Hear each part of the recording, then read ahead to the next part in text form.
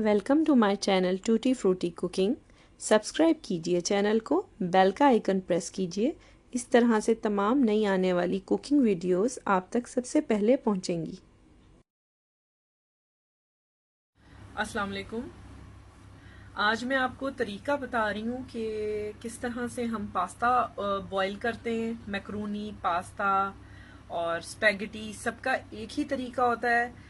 वैसे तो पैकेट के पीछे जो भी आप बाजार से लेते हैं उसके पीछे उसका मेथड लिखा होता है, लेकिन कई लोगों ने मुझसे क्वेश्चन किया है कि मुझे नहीं उनको समझ आ रही। मैं कुछ सब्सक्राइबर के कहने पे मैं आपको ये वीडियो शेयर कर रही हूँ। तो सबसे पहले तो सब्सक्राइब कर लीजिए अगर आपने चैनल को सब्सक्राइब नहीं किया, और वीडियोस को ज़रूर थम्स अप दीजिएगा। यहाँ पे मैंने पानी रखा हुआ है अबाउट अ लीटर। इसमें खुला पानी डलता है, आप ज़्यादा कम कर सकते हैं, कोई इशू नहीं होता।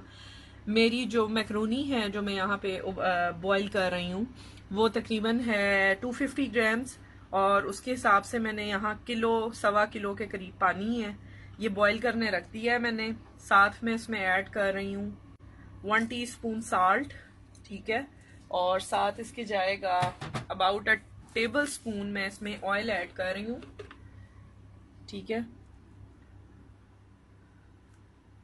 अच्छा देखें, अब ये बबल्स बनने शुरू हो गए हैं। यहाँ पे मैं ऐड कर रही हूँ जो मेरा पास्ता है। कोई भी शेप में आप स्पैगेटी, पास्ता, मैक्रोनी किसी भी किस्म का आप इसमें ऐड करें, सेम मेथड है। अब मैं इसको थोड़ा सा मिक्स करती हूँ। ये देखें अबाउट 10 मिनट्स हो गए हैं इसको बॉयल होते हुए, और अब आपने उठाना है और थोड़ा सा सब्र करें ताकि ठंडा हो जाए, और उसके बाद आपने इसको चेक करना है। ये आराम से कट जाएगा, ये डन है। यहाँ पे अब मैं बंद कर दिया चूल्हा मैंने, और इसको मैं ड्रेन करती हूँ और आपके सामने ये रेडी पास्ता आएगा। ये देखिए पास्ता बिल्कुल डन है। मैंने स्ट्रेनर में इसको निकाल लिया है। आप जिस भी रेसिपी में इसको इस्तेमाल करना चाहें वो कर सकते हैं। मज़ीद अच्छी रेसिपीज़ के साथ आऊँगी। सब्सक्राइब कीजिए चैनल को। Take care. अल्लाह हाफिज़।